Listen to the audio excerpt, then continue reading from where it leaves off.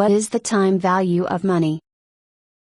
The time value of money refers to the fact that money we receive in the future is worth less to us than money we receive today. If you loaned us $100 today and we paid you back the $100 2 years from now, it would not be fair to you because we have had the use of your money for 2 years and paid nothing to use it. If we borrowed your car for 2 years, you would expect us to compensate you for its use. The correct thing for us to have done would have been to have paid you some amount of money for the use of your money for 2 years. Professional lenders, banks and others, do this all the time. The amount that they charge for the use of their money is called interest, and it is calculated from what is called the interest rate. Besides knowing how much banks and other lenders will charge us for the use of their money, we also need to know the value of money we will receive in the future, the future value, when it is compared to money we receive today, the present value. For convenience we make the adjustment using the same interest rate. Tell me more. It is very important for project managers to understand the time value of money.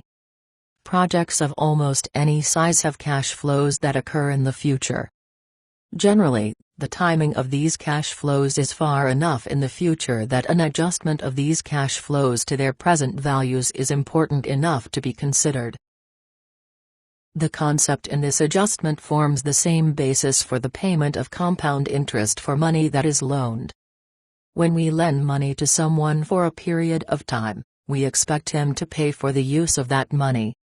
Compound interest is just the amount of money we have at the end of a given period of time if we do not use any of the money or the interest it earns. After the first amount of interest is paid, we will earn additional interest on the interest as well as the money we started with.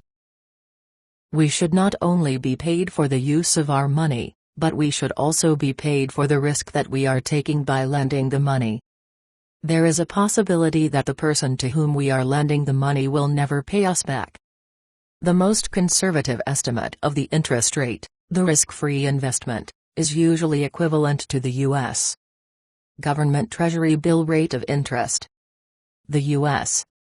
government is considered a risk-free investment since it can almost always be expected to pay its bills and is not expected to go out of business anytime soon.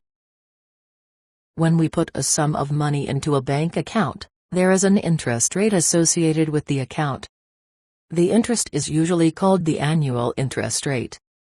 This is the amount of interest that will be paid if the money is left in the account for 1 year. The interest is usually compounded, which means that the interest earned is left in the account so that the next time the interest is calculated, the interest that was paid last time earns interest as well.